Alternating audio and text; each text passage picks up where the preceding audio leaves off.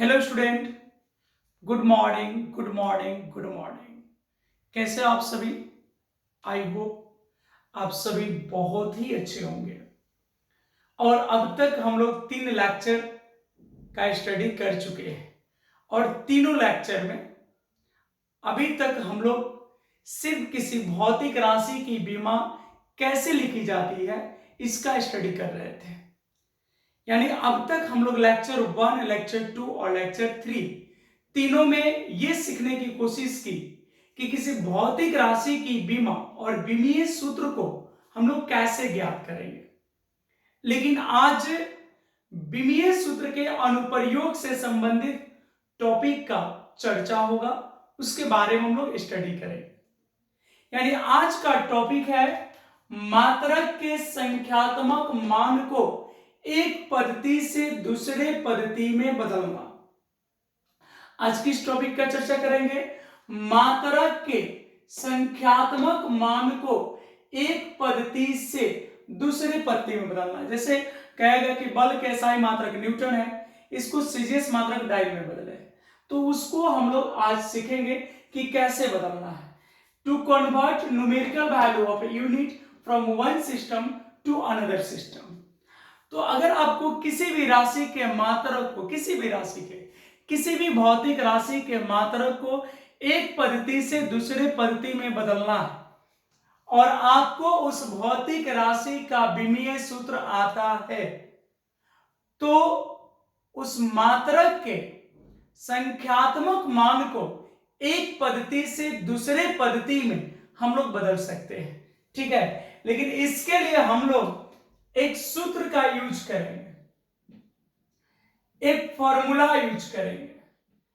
यानी जब किसी भौतिक राशि के मात्रक के संख्यात्मक मान को एक पद्धति से दूसरे पद्धति में बदलेंगे, तो उसके लिए हमें एक फॉर्मूले की जरूरत होगी और वो फॉर्मूला होगा N1U1 इक्वल टू N2U2।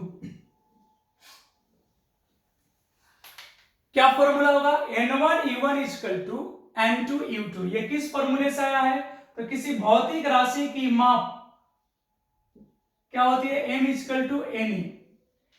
ठीक है, इसमें N क्या था? प्रयोग संख्या, U था मात्रक और M था माप। तो इसी फॉर्मूले से इसको डिराइव किया गया है। तो अभी आपको बस इतना याद रखना है कि अगर मात्रक के संख्यात्मक मान को एक पद्धति से दूसरे पद्धति में बदलना है, हम लोग एक फॉर्मूले का यूज करेंगे और वो फॉर्मूला क्या है? N1U1 equal to N2U2। सबको पता है N से नंबर और U से यूनिट होता है। नंबर यानी संख्या और यूनिट मतलब मात्रक। तो यहां N1 क्या है? इस फॉर्मूले में N1 क्या है? तो देखो यहां पर क्या बोला गया? एक पद्धति से दूसरे पद्धति में। यानी ये जो N1 है, पहले पद्धति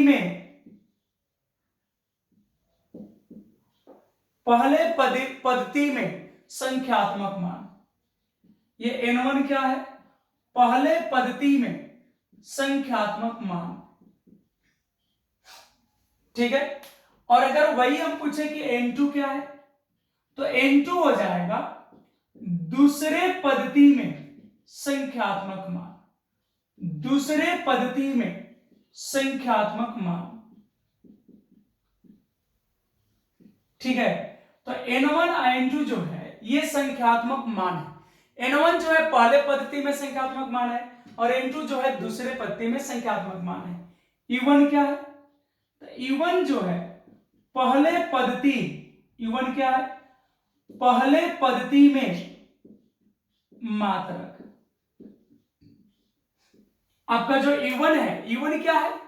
तो यहां पे U1 जो है पहले पद्धति में मात्रक है और जब U1 समझ गए होंगे तो U2 भी आपको पता हो गया। U2 क्या है? दूसरे पद्धति में मात्रक। ये दूसरे पद्धति में मात्रक है। तो मात्रक के संख्यात्मक मान को एक पद्धति से दूसरे पद्धति में हम लोग को बदलना है और ये तभी संभव होगा जब उस राशि का विमीय सूत्र हम लोग को आता है। अगर किसी भी भौतिक राशि का हम लोग को विमीय सूत्र आता है तो इस फॉर्मूले का यूज करके उस राशि के मात्रक के संख्यात्मक मान को एक पद्धति से दूसरे पद्धति में बदला जा सकता है। कौन सा फॉर्मूला होगा? N1U1 बराबर N2U2। आपको भी याद करना पड़ेगा। N1U1 इक्वल टू N2U2 क्या फॉर्मूला है? N1U1 इक्वल टू N2U2 क्या फॉर्मूला है? N1U1 इक्वल टू N2U2 क्या फॉर्मूला था? N1U1 equal to N2U2। उम्मीद करें एकदम सिंपल फॉर्मूला है और आप सभी को याद भी हो गया होगा। एक बार फिर से क्या फॉर्मूला था? N1U1 equal to N2U2, N1 equal to U1, N1U1 equal to N2U2। और इसमें N1 क्या था? तो पहले पद्धति में संख्यात्मक मान, N2 क्या था? दूसरे पद्धति में संख्यात्मक मान, U1 क्या था? पहले पद्धति में मात्रक, और U2 क्या था? दूसरे पद्धति में मात्रक। ठीक है, तो ये बात तो हम लोग को याद हो जाएगा। N1 क्या है? पहले पद्धति में मात्रक। N2 क्या है? दूसरे पद्धति में। N1 है पहले पद्धति में संख्यात्मक मान, N2 है दूसरे पद्धति में संख्यात्मक मान, U1 है पहले पद्धति में मात्रक, और U2 है दूसरे पद्धति में मात्रक। ये आपका मेन फॉर्मूला है। एक बार फिर से बोल देते हैं, N1U1 इक्वल टू N2U2। इसका यूज कैसे होगा हम अभी आपको सिखा रहे हैं, तब तक स्क्रीनशॉट लीजिए। और अभी जो हम लोग फॉर्मूला पढ़े, क्या फॉर्मूला पढ़े थे भाई अभी? तो अभी हम लोग फॉर्मूला पढ़े N1U1 इक्वल टू N2U2। तो इस फॉर्मूले से रिलेटेड आइए आज का पहला क्वेश्चन देखते हैं। और क्वेश्चन है कि बल के एसआई मात्रक न्यूटन को, आप सभी को पता है बल का एसआई मात्रक क्या होता है? न्यूटन होता है। अगर इतनी छोटी सी बात नहीं पता है तो हमें लगता है कि आपको पढ़ाई से संन्यास ले लेना चाहिए, है ना। तो बल के एसआई मात्रक किसको? न्यूटन को। बल के एसआई मात्रक न्यूटन को सीजीएस मात्रक डाइन में बदले। यानी इस क्वेश्चन में भी क्वेश्चन सीखने को मिल गया, इस क्वेश्चन में भी क्वेश्चन सीखने को मिल गया। और वो क्वेश्चन क्या है? तो क्वेश्चन ये है कि बल का एसआई मात्रक क्या होता है? तो न्यूटन। और बल का सीजीएस मात्रक क्या होता है? डाइन। तो इस क्वेश्चन में भी क्वेश्चन सीखने को मिल गया। तो बल के एसआई मात्रक न्यूटन को सीजीएस मात्रक डाइन में बदले, या इसी को दे सकता है कि एक न्यूटन कितने डाइन के तुल्य होता है, एक न्यूटन कितने डाइन के तुल्य होता है। तो सबसे पहले आप बताओ कि इसमें किस राशि की चर्चा की है? यहां पे किस राशि की चर्चा हो रही है? यहां पे कौन सी राशि की चर्चा है? तो देखो यहां पे राशि जो है वह बल है। यहां पे कौन सी भौतिक राशि की चर्चा हो रही है? बल की।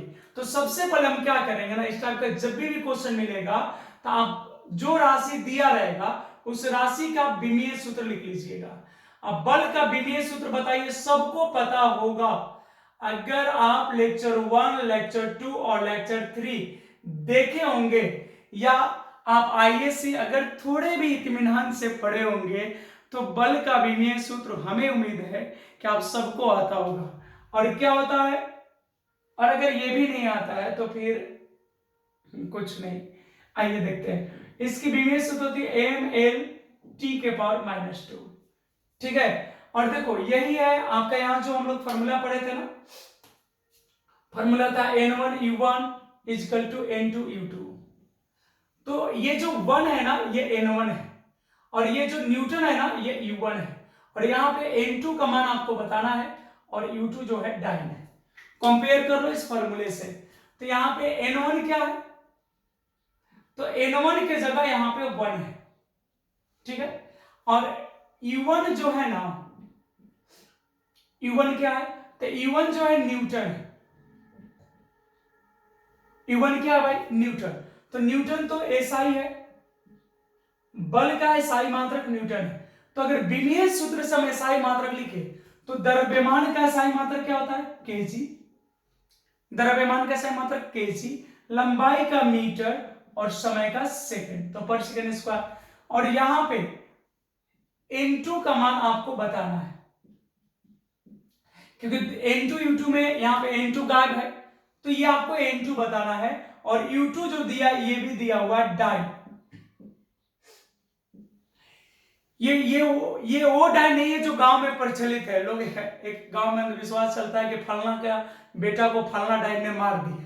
तो ये वो डाइन नहीं है, वो एक प्रकार का अंधविश्वास है, ऐसा रियल में होता नहीं। अगर सच में ऐसा कोई डाइन और ओझा होते, ये अंधविश्वास है गांव के जब तक लोग अनपढ़ रहते थे ये चलता था, बट इसको समझने की जरूरत है कि अगर सच में ऐसा होता तो उन डाइन और ओझा को पाकिस्तान बॉर्डर पे भेज दिया जाता, क्या जरूरत है वहां पे सैनिक रखने का।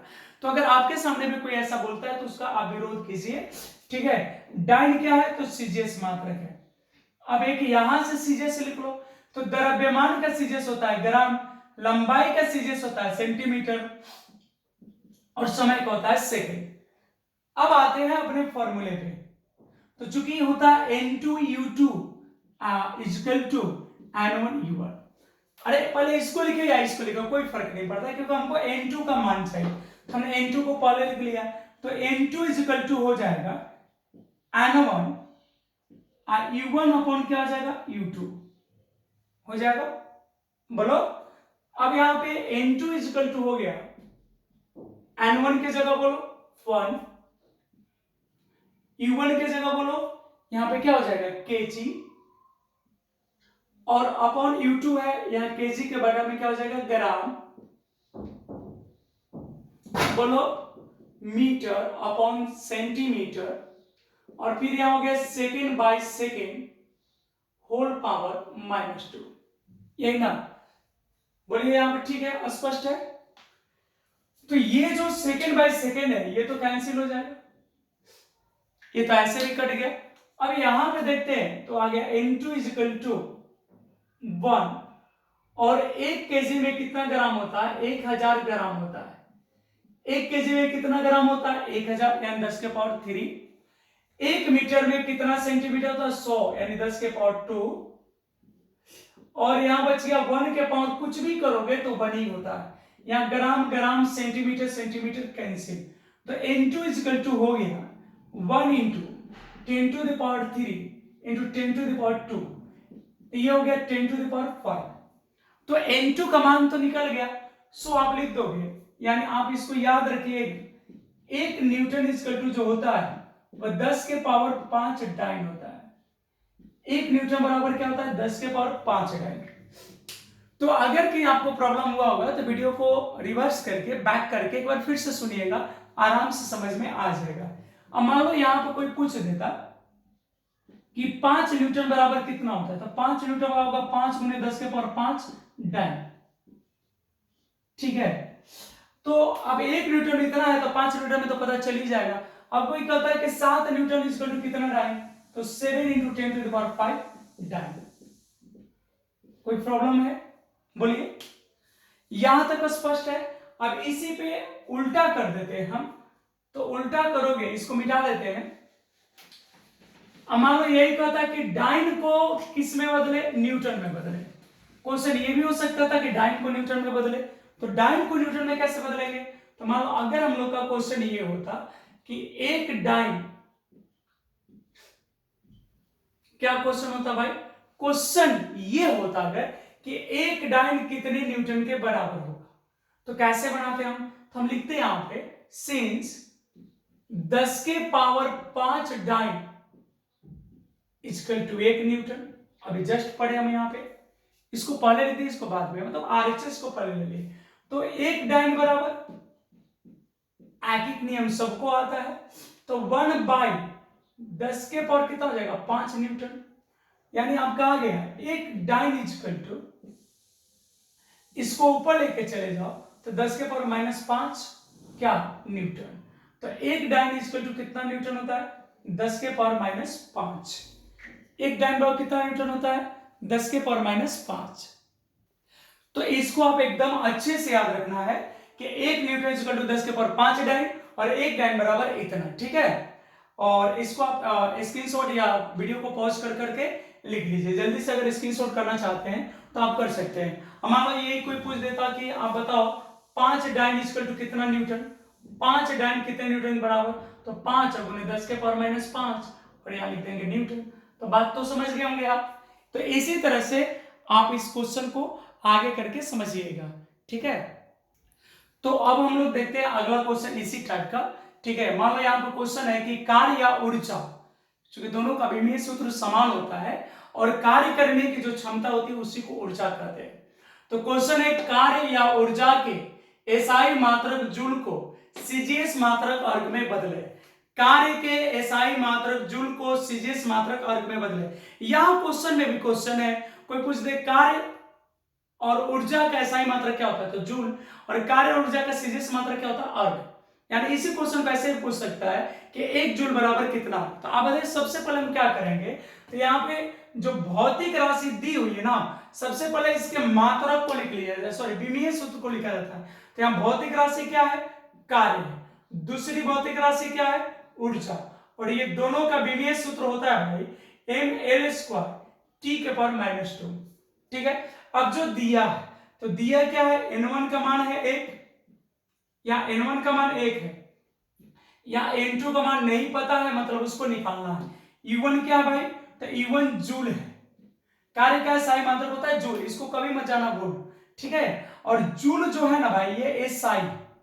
अब यहाँ पे जो विमीय सूत्र है इसके आधार पे अगर हम एसआई यहां से लिखे तो क्या यहां से एसआई हो जाएगा, यहां से भी हम एसआई लिख सकते हैं, क्या हो जाएगा, केजी मीटर स्क्वायर पर सेकेंड स्क्वायर, क्योंकि ये एम जो है द्रव्यमान है, एल लंबाई है और टी समय है। अब यहां से U2 की अगर बात करें तो U2 क्या है, अर्घ है, और अर्घ जो है यहाँ पे सीजीएस मात्रक है, और इसके लिए अगर बात करें तो जाएगा ग्राम सेंटीमीटर स्क्वायर पर सेकेंड स्क्वायर। ये हो गया।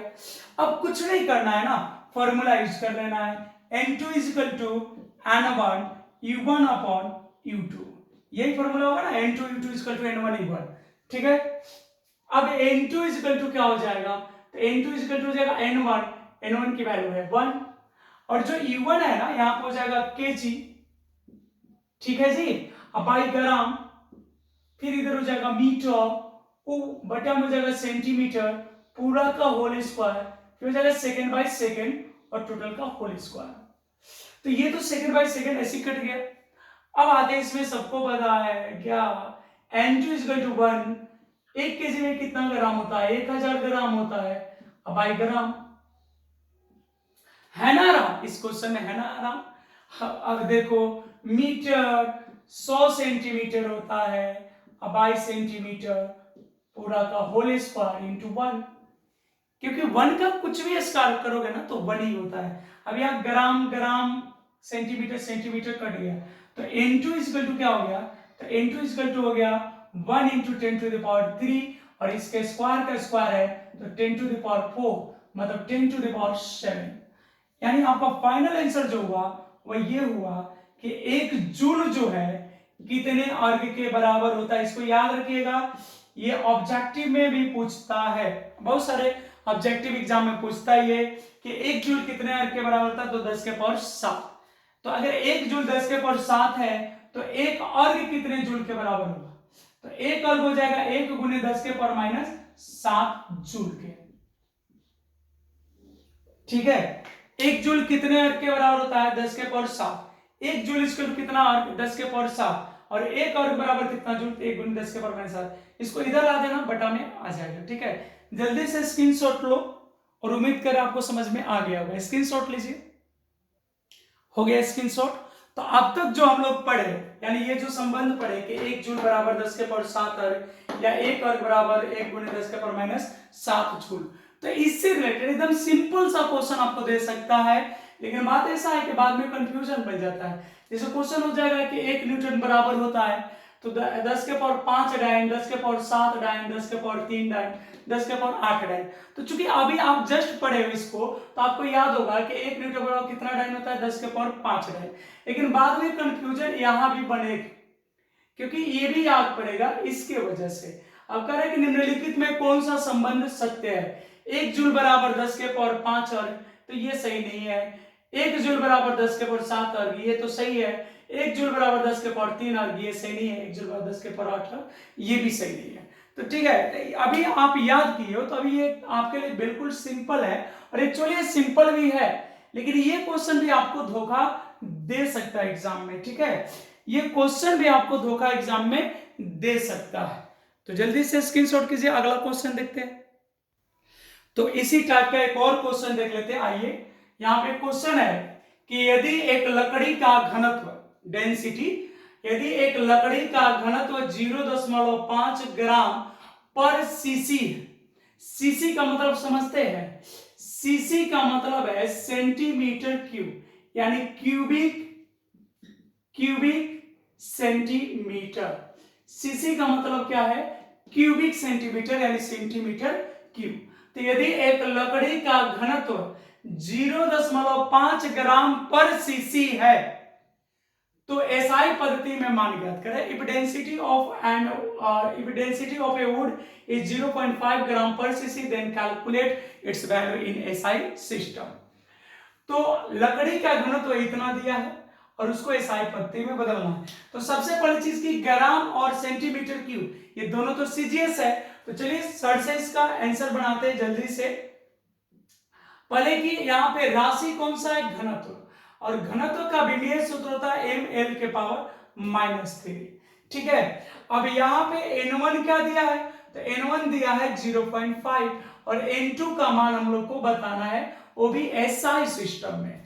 किस में बताना है? एसआई सिस्टम में। अब यहाँ पे अगर बात करें U1 क्या है, तो U1 है ग्राम, सेंटीमीटर पर सेंटीमीटर क्यूब, तो ऐसे लिख सकते हैं। और U2 चाहिए तो ग्राम का एसआई क्या होता है? केजी, क्योंकि यहाँ तो एसआई में चाहिए। और सेंटीमीटर का क्या हो जाएगा? मीटर, तो यहाँ हो जाएगा पर मीटर क्यूब। अब आपको सिंपल फॉर्मूला पे आ जाना है, वो आपको बताया था initially, n1 u1 is equal to n2 u2 यानी n2 u2 is equal to n1 u1। तो n2 is equal to n1 u1 upon u2। अब n2 का वैल्यू बोलो यहाँ पे क्या है? तो n1 का वैल्यू हो जाएगा 0.5, u1 का वैल्यू हो जाएगा ऊपर ग्राम नीचे केजी, फिर यहाँ पे हो जाएगा बोलिए सेंटीमीटर अपॉन मीटर और पावर -3। अब n2 इक्वल टू यहाँ हो जाएगा 0.5। यहां तक समझ में आ रहा आप लोग को? अगर दिक्कत होगा तो वीडियो को पॉज कीजिए, बैक जाइए, फिर से देखिए और आगे बढ़िए। ठीक है, और ग्राम को करने दो आराम। और 1 केजी में कितना ग्राम होता है? 10 के पावर 3 ग्राम, मतलब 1 केजी में कितना ग्राम होता है? 1000। और ऊपर सेंटीमीटर को रहने दो, अब मीटर में होता है 100 सेंटीमीटर और पावर -3। ये कट गया, कैंसिल, तो हो गया n2 is equal to 0.5 into 1/10⁻³ और इसको ऊपर ले जाएंगे तो पावर साइन प्लस हो जाएगा, यानी 10 के पावर 2 का पावर 3। ठीक है, ये जब ऊपर ले जाएंगे तो यहाँ पावर साइन बदल जाता है।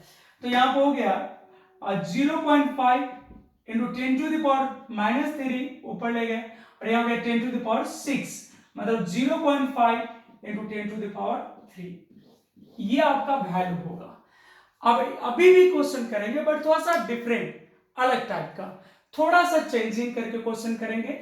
स्क्रीनशॉट लीजिए, तब तक अगला क्वेश्चन देखते हैं। देखिए इस टाइप का जो क्वेश्चन है वो रेयर क्वेश्चन है, ये भी कभी कभार देखने को आपको मिलेगा। क्वेश्चन है कि यदि लंबाई, द्रव्यमान और समय तीनों के मात्रक को दुगना कर दिया जाए तो कार्य का मात्रक कितना परिवर्तित होगा। ये जनरली इस टाइप का ज्यादा क्वेश्चन नहीं मिलेगा, लेकिन कभी कभार मिल सकता है। किस प्रकार?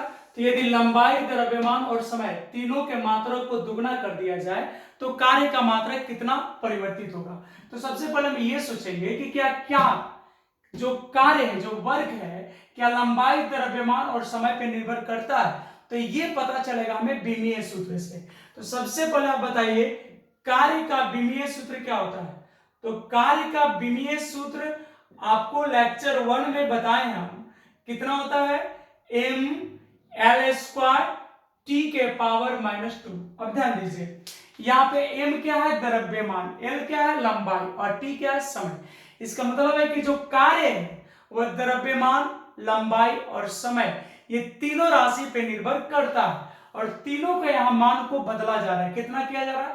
तीनों को दुगना किया गया है। तो इस टाइप का जब भी क्वेश्चन मिले आप कुछ मत कीजिए, ऐसे लिख दीजिए u और 2 बाई u1। आप चाहे तो u1 बाई u2 भी कर सकते हो, कोई दिक्कत नहीं है। अब u1 जो है, जो बीमा होता है, वो भी एक तरह का मात्रक ही होता है। ये बीमा भी क्या है? मात्रक है। तब u2 है तो यहाँ पर हम कर देंगे m2। अब बटा में u1 है तो इसके बटा में हम कर देंगे m1। ठीक है, अब देखो फिर यहाँ पे लंबाई है तो यहाँ कर देंगे l2, यहाँ कर देंगे l1। और फिर इसका स्क्वायर कर लेंगे हम। अब यहाँ समय है तो u2 है तो ऊपर लिख देंगे t2 और नीचे लिख देंगे t1 और इसके पावर में दे देंगे हम लोग -2। ठीक है, तो क्या फर्क पड़ेगा? तो पहले वाला मात्रक आपका क्या था? u1, ये प्रारंभिक मात्रक है। u1 हम बोले थे कि प्रथम पद्धति में मात्रक यानी पहला पद्धति में मात्रक, और u2 जो होता है वो दूसरे पद्धति में। यहां पे भी देखने पे पता चल जाएगा 1 पहले आता है और 2 बाद में आता है। तो u2/u1, अब बताओ ऊपर वाले सभी को दुगना किया गया, लंबाई, द्रव्यमान और समय तीनों के मात्रक को दुगना कर दी जाए, यानी जो बाद का विमीय सूत्र है उसको डबल कर देंगे। तो u2 के बदले में अब यहाँ पे जो m1 m2 है यहाँ पे हम लिख देंगे 2m1, यानी पहले का डबल हो गया। पहले अगर m था तो बाद में 2m हो गया, तो ये हो गया 2m1। अभी यहां हो जाएगा L2 के जगह पर हो जाएगा 2L1, क्योंकि ये तीनों को डबल किया गया, यानी जो पहले था उसके दुगुना। तो पहले तो m1 L1 T1 था, अब सब में दुगुना कर देना है और इसका ले लेंगे होल स्क्वायर, और यहां पर हो जाएगा 2T1 अब बाई T1, इसका भी हो जाएगा पावर -2। इसमें देखो कुछ कैंसिल होने वाला है और जबरदस्त जबरदस्त कटने वाला m1 m1 L1 L1 T1 T1। अब बच क्या गया यहाँ पे? तो u1/u2 तो यहाँ पे बच गया 2, यहाँ हो गया 2 का स्क्वायर और यहाँ हो गया 2 के पावर -2, ये दोनों कट जाएगा, यानी u1 जो है वो कितना हो गया बोलो? यहां पे या u2 है या u1 है, तो आपका जो u2 है ये 2u1 हो गया, मतलब पहले का जो मात्रक था उससे 2 गुना बढ़ जाएगा। यानी यह कह रहा है कि यदि कार्य में लंबाई, द्रव्यमान और समय तीनों के मात्रक को क्या कर दे? दुगना कर दे, तो कार्य के मात्रक पे क्या प्रभाव पड़ेगा? तो कार्य का मात्रक भी पहले वाले मात्रक के 2 गुना हो जाएगा। कार्य का मात्रक भी क्या हो गया? u1 क्या था? पहला मात्रक, तो इसके 2 गुना हो जाएगा। ठीक है, तो अगर इसमें प्रॉब्लम आपको है तो एक बार वीडियो को रिवर्स करके फिर से देख लीजिएगा। ऐसा एक अगले क्वेश्चन में फिर समझाने की कोशिश करते हैं। यहां पर कर रहे हैं यदि द्रव्यमान और लंबाई के मात्रक को दुगना और समय के मात्रक को आधा कर दिया जाए तो बल का मात्रक कितना परिवर्तित होगा? ये रेयर केस में पूछता है, ये ज्यादा नहीं पूछता है। ठीक है, यदि द्रव्यमान और लंबाई के मात्रक को दुगना कर दिया जाए और समय के मात्रक को आधा कर दिया जाए तो बल का मात्रक कितना परिवर्तित होगा, यही क्वेश्चन है। तो सबसे पहले आप बल का विमीय सूत्र लिख लो। तो बल का विमीय सूत्र होता है mLT के पावर -2। ये लेक्चर नंबर किस में? ये लेक्चर नंबर 1 में आपका 7 नंबर पे है। ठीक है, 7 नंबर पे ये है, देख लीजिएगा। अब यहां पे हमको चाहिए, यहां पे भी ऐसे कर लेंगे u2/u1, क्या कर लेंगे? u2/u1। अब जो u2 है यहां पे ऊपर लिख देंगे m2 और नीचे u1 है तो लिख देंगे m1, और फिर यहां पे हो जाएगा l2 अब बटा में हो जाएगा l1 और फिर ऊपर हो जाएगा t2 बाई t1 -2। बहुत आराम से क्वेश्चन बनेगा, घबराइएगा तो घबरा जाइएगा, घबराना नहीं है। अब देखो यहां हो जाएगा u2/u1, m2 के जगह हो जाएगा पहले का 2 गुना यानी 2m1, और लंबाई भी दुगुना किया गया है यानी 2l1, यानी अगर पहले l1 था तो अब 2l1 हो गया, और समय के मात्रक को आधा किया है यानी t1 अब 2t1 अब पावर -2, ये आधा हो गया। अब इसमें देखो कुछ कटेगा, यहां देखो m1 m1 l1 l1 और t1 t1 कट गया, तो यहां हो गया u2/u1 2 गुने 2, और यहां पे आ गया, इसको ऊपर ले जाएंगे तो 2 के पावर -2 -1 और इसके पावर में फिर -2, या ऐसे में हम सिंपल बोलते हैं कि जब इसको ऊपर ले जाएंगे तो पावर साइन बदल जाता है, तो आप ऐसे भी लिख सकते हो डायरेक्ट 2 के पावर 2, तो यहां हो गया u2 = 8u1, यानी पहले वाले मात्रक के कौ गुना हो गया? 8 गुना हो गया। ठीक है, तो इस टाइप का क्वेश्चन भी आपका हो गया और इसको देख लीजिए आप, उम्मीद कर रहे हैं आप समझ गए होंगे, और अब अगले वीडियो में अगला कॉन्सेप्ट देंगे। उम्मीद कर रहे हैं आप सभी को समझ में आया होगा। वीडियो में जहां प्रॉब्लम आएगा वहां पे वीडियो को रोक के पॉज करके फिर पीछे आइएगा और उसको रिवर्स करके सुनिए, फिर ध्यान से उसको नोट कीजिए, बनाइए, आपको बिल्कुल समझ में आएगा। फिलहाल आज के लिए इतना ही, मिलते हैं आपसे next day, next lecture, next video में।